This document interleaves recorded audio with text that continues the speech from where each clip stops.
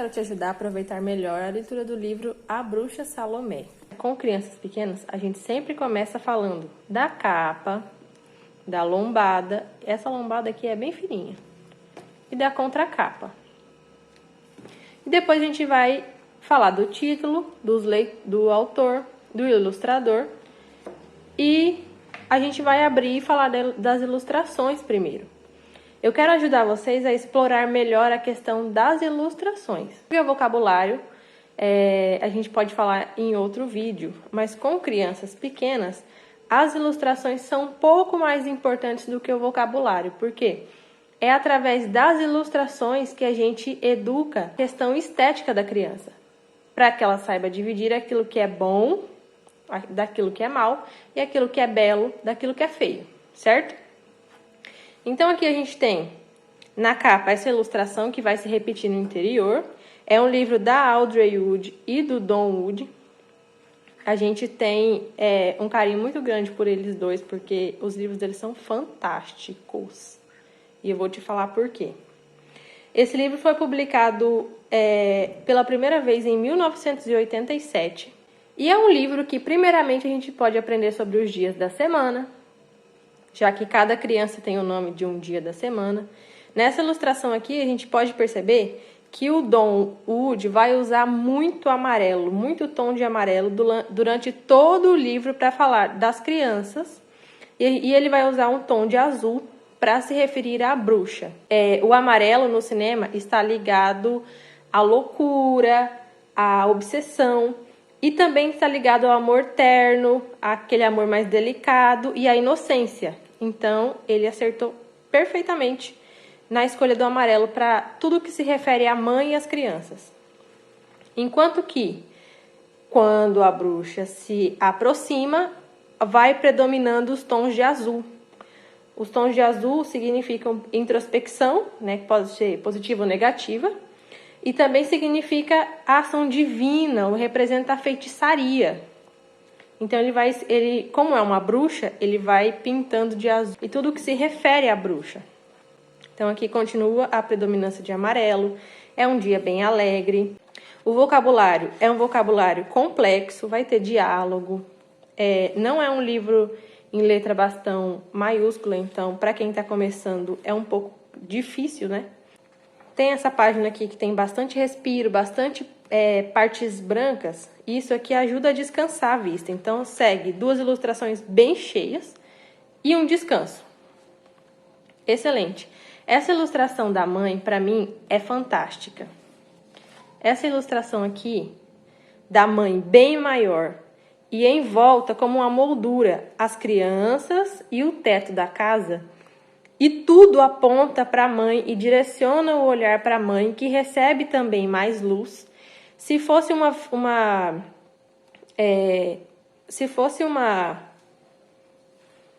fotografia normal, assim, que não fosse ilustração, a mãe estaria bem escura porque ela está em contraluz. Mas como a mãe é o centro da ilustração, ela está clara e tudo aponta para ela. O telhado tem as linhas que aponta para ela, as crianças, e é tudo muito detalhado. A figura da mãe está bem maior do que a figura das crianças. Isso se refere à autoridade da mãe, porque ela está passando aqui 2 conselhos, que na verdade são ordens, né? Não é um conselho, são 2 ordens que as crianças não podem deixar de observar. E elas deixam de observar, isso aqui vai ser muito importante mais para frente. Então ela passa 2 ordens, que é: tomem muito cuidado e lembrem-se, não deixem ninguém estranho entrar, nem cheguem perto do fogo. 2 conselhos importantes, e essa ilustração demonstra a autoridade da mãe, o tamanho dela em relação às crianças. Olha o pequenininho aqui embaixo, onde está enfiado. E as crianças vão brincar e vem a bruxa se aproximando. Ela vem se aproximando e a gente já percebe a chegada do azul na ilustração. O amarelo ainda predomina, mas o azul, daquilo que é sombrio, de feitiçaria, vem se aproximando com a bruxa. E aqui também vocês não conseguem perceber, talvez sim, tem a presença de um pássaro que está presente por ali, observando. Ele está sempre escondido e a gente costuma procurar esse corvo. Os meninos gostam bastante de procurar esse corvo pelas ilustrações. Ele é uma figura importante. Então a bruxa conversa com as crianças, ela tem um versinho. A bruxa é extremamente feia e ela tem que ser assim mesmo. A gente percebe a presença do corvo ali no cantinho, a presença do corvo continua. A bruxa engana as crianças falando que vai dar ouro para elas, se elas abrirem a casa e der um pouco de fogo para as crianças. Claro, a bruxa mente porque ela é má. Então a gente vai ter aqui a separação bem marcada daquilo que é bom, belo e verdadeiro, daquilo que é feio, mal e mentiroso. A bruxa traz a figura daquilo que é feio, mal e mentiroso. As crianças recebem a bruxa e brincam com fogo. Então é exatamente aqui que a bruxa consegue concluir o seu feitiço, quando as crianças desobedecem às duas ordens da mãe que protegiam as crianças a princípio. Essa cena é fantástica. A bruxa conclui seu feitiço e a gente já percebe que aqui, enquanto aqui tem mais predominância de amarelo e desse lado aqui, que é uma fogueira, o lado que a bruxa está já tem a predominância do azul. Tá de dia, mas ele vai pintar essa parte da bruxa mais escuro propositalmente. Então, quando a bruxa conclui o seu feitiço, a expressão dela é fantástica. A expressão da bruxa é assustadora. Olha a expressão dessa bruxa. E ela transforma as crianças em comida. Transformando as crianças em comida, ela põe tudo na carroça e sai. A gente vai ver ainda aqui bem marcado a predominância do amarelo, indicando aquilo que é inocente, o amor terno, a delicadeza, e o azul, que indica a feitiçaria, a ação divina e a introspecção da bruxa. A bruxa vai passando e aonde ela passa fica azul. O Don Wood usa azul para destacar onde está a bruxa e a inocência fica para trás. O corvo ainda está presente em todas as ilustrações aqui, escondido. Aqui a gente vai reparar que a mãe está presente. A mãe está no mercado, como ela disse que estaria. A figura da mãe está bem aqui, ó. A bruxa, as crianças e o corvo. Então ela passa pelos campos de trigo. A gente ainda percebe o amarelo e o azul. E chegando no ambiente da bruxa, que é todo feio e todo condizente com aquilo que ela é. Uma bruxa má. Então a mãe chega em casa, nossa folha aqui já está soltando. Então a mãe chega em casa e o corvo entra em ação. O corvo, para a gente, significa a ação divina, a simbologia da ação divina. Tem muitas vezes na história, na Bíblia, em que Deus vai se usar da figura do corvo para salvar os seus filhos no deserto, para alimentar Elias. Ele vai usar do corvo para agir em direção ao seu. O corvo aparece também na história de São Bento, quando São Bento vai morar na caverna. São Bento é alimentado pelo corvo e ele tem uma tentativa de assassinato, né? O pessoal tenta envenenar São Bento com um pão envenenado e o corvo, ele percebe que está envenenado e o corvo reluta em pegar o pão envenenado. Então São Bento tem essa figura do corvo justamente por essa cena. O corvo vai representar a ação divina. A divina providência agindo em favor da mãe. E a gente ainda percebe as cores. Então, ó, o corvo agora em primeiro plano e a mãe em segundo plano. O texto é extenso, vocês podem reparar. Então, não é qualquer criança que vai ouvir a leitura com atenção do início ao fim. Isso é treino, tá? Aqui a gente vê a casa da bruxa. É uma casa muito feia. É muito feia. E é para ser assim. Porque a criança precisa ter isso muito claro. E é bom que a gente não misture as duas coisas. Aquilo que é bom, belo e verdadeiro tem sua simbologia específica. E aquilo que é mal, mentiroso e feio também tem sua simbologia específica. Tudo na casa da bruxa é feio. Mas as crianças não são tocadas por essa feiura. As crianças estão em cima de um tecido branco, olha só. As crianças é a comida, né? Que ela transformou as crianças em comida. Mas você percebe que tudo que está além do tecido branco é feio. A bruxa é feia, a expressão dela é absurda, muito feia. E é para ser assim mesmo. O castiçal parece que é feito de vela derretida. A gente tem lesmas e sapos escondidos pelo tecido da mesa, que é horrendo. A cadeira é feia, nada aqui é bonito. Nada aqui é belo. Não tem beleza presente aqui. A não ser desse queijo, né? Esse queijo tá uma delícia. Isso aqui eu tô gravando bem na hora do almoço. Olha só que delícia. A mãe chega, a gente tem a mudança de iluminação mais uma vez. Pode reparar nos detalhes da casa. Estão muito presentes na ilustração do Don Wood esses detalhes. A mãe tira os sapatos que estão sujos, depois tira as meias que estão sujas e diz que cortou o seu pé. Aqui a mãe mente para a bruxa. E eu vou deixar esse questionamento para vocês, eu quero que vocês respondam para mim no comentário. A mãe estava certa em mentir? Porque a gente sempre fala para as crianças, você nunca pode mentir, em nenhuma circunstância você pode mentir. Mas a mãe mente para a bruxa e diz que cortou os pés. Engana a bruxa e consegue entrar dentro da casa da bruxa, porque ela disse justamente que tinha cortado os pés. E ela vai fingir que cortou os pés até a hora que consegue as crianças de volta. Aí o Davi me perguntou, mamãe, ela não deveria ter mentido. Então, a mamãe tá errada. Vou deixar esse questionamento para vocês. O que vocês acham da ação da mãe? A mãe tá errada em mentir para a bruxa para conseguir as crianças ou ela tá certa? Ela deveria ter mentido? Poderia ter arrumado uma outra forma de entrar na casa? O que vocês acham? Me conta aqui nos comentários. Aqui a gente tem a mãe diante da mesa.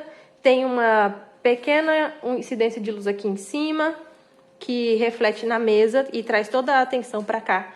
Tudo que está em volta da mesa aponta para as crianças. Tudo. O castiçal aponta para as crianças, a luz aponta para as crianças, a parte do teto da caverna aponta para as crianças, a bruxa e esse movimento aqui, esse semicírculo aqui, perfeito, que direciona o olhar também para as crianças. O pé da bruxa é horroroso, a coisa mais feia que eu já vi na minha vida. Tudo que tem na caverna aponta para o centro da ilustração, que é o que está em cima da mesa, as crianças. E a mãe tem uma chance para descobrir um enigma que a bruxa coloca e transformar as crianças de volta em crianças, né? Que agora são comida. A mãe ainda finge que está sem os pés e a gente percebe a escuridão que a bruxa traz. A expressão da bruxa é absurda de feia. E é para ser assim mesmo. E aí a gente tem um movimento de câmera que é bem característico do Don Wood. Na Casa Sonolenta isso aqui vai acontecer muito. Aqui a gente tem como se fosse uma pessoa fotografando de frente, um pouco mais abaixada. E aqui a gente tem uma ilustração que mostra um plano superior do teto da caverna. É muito legal isso aqui que o Don Wood faz. E é bem complexo. E é bem característico das ilustrações dele. Principalmente na Casa Sonolenta vai acontecer muitas vezes isso aqui. A bruxa feia fica mais escura e perde força. A mãe consegue desfazer o enigma. A mãe é o centro da ilustração e a gente percebe que o azul não toca nela. Ela ainda continua na inocência, nos tons de amarelo. A mãe desfaz o enigma que a bruxa propôs, e a gente tem predominância de amarelo em toda a ilustração. A inocência está de volta e a bruxa feia, bem escura e escondida ali no canto, como um sinal de quem perdeu. Acabou de deixar de ser comida e tá aqui, ó, não tá nem aí pra mãe que tava sofrendo. Enfim. A expressão das crianças é linda, eles têm muito detalhe, ele cuida muito da questão da expressão das crianças, trazendo beleza para a ilustração. Essa parte aqui que era bem escura, ele traz mais luz aqui, ó. E não tem mais a presença dos animais aqui em cima, que tinha na primeira ilustração, quando a bruxa estava sentada. Ele coloca o sapinho aqui no canto escondido, ó, fugindo dessa festa que está acontecendo. E aí, na próxima ilustração, a gente vai ter, de novo, a figura da mãe como autoridade, a presença do amarelo, representando a inocência das crianças e o amor delicado da mãe. E a bruxa escura, a presença da mãe. A figura da mãe é bem maior do que as crianças que estão festejando, que a mãe vai dar uma surra na bruxa. A bruxa escura, eu gosto muito dessa moldura aqui em volta, que ele faz com a caverna. Os sapos ainda estão presentes, as lesmas ainda estão presentes e a mãe está descalço. Ele deixa tudo isso bem detalhado, só que aqui ela se coloca como alguém que protege as crianças da maldade da bruxa. A autoridade da mãe protege as crianças na história inteira. A autoridade da mãe está sempre protegendo as crianças. E eu usei isso para falar com os meus. Olha só, a obediência te protege. Se a mamãe fala para você não correr na rua, é porque a mamãe quer te proteger. Se você for na rua, você vai se machucar. Você obedece um adulto que está te dando uma orientação, ele está te dando essa orientação porque ele te ama. O adulto, e a gente sempre coloca assim, é o adulto que está responsável por você. Não é para obedecer a todos os adultos. É para obedecer àqueles que a mamãe sinalizar como autoridade. Então, quando a mamãe não tá, alguém vai ser autoridade. Você vai ter que obedecer a essa pessoa especificamente, porque os coléricos têm uma dificuldade muito grande em obedecer. Então, eu usei esse livro aqui para falar, para a gente conversar a respeito de conversas com estranhos, que eu tinha muito problema com eles, a respeito de estar conversando com estranhos, querer receber qualquer pessoa em casa.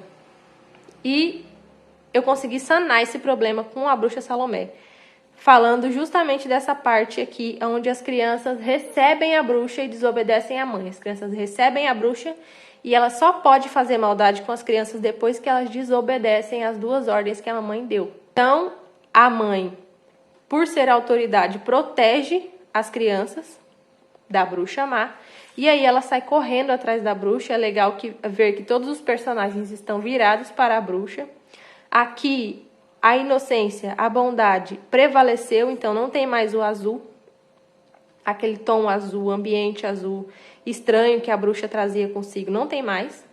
A gente vê o lugar inteiro, ó, os campos de trigo. A floresta ficava após os campos de trigo. E todos os personagens estão virados para a bruxa. E aqui, por fim, a bruxa pula no lago e some. Aí eu falo para os meninos, a bruxa não morreu. A bruxa pode aparecer para a gente, então a gente não pode deixar o portão aberto. A gente não pode conversar com estranho na rua. A gente não pode confiar em qualquer pessoa, porque a maldade existe. A bruxa Salomé não morreu. E eles morrem de medo da bruxa Salomé. E é para ser assim mesmo. A presença do corvo, então a divina providência, o cuidado de Deus em guiar os seus, em estar com os seus, ainda está presente na presença do corvo. E a mãe sai vitoriosa, as crianças estão festejando, que estão voltando para casa. E a água turva da onde a bruxa caiu. E ela nunca mais foi vista novamente. As crianças morrem de medo e é para ser assim mesmo. Então aqui tem os pontos, no ponto de ouro tá a bruxa e a mãe que saiu vitoriosa. Se você gostou desse conteúdo, não esquece de me seguir para acompanhar os próximos vídeos. Eu te vejo nos stories.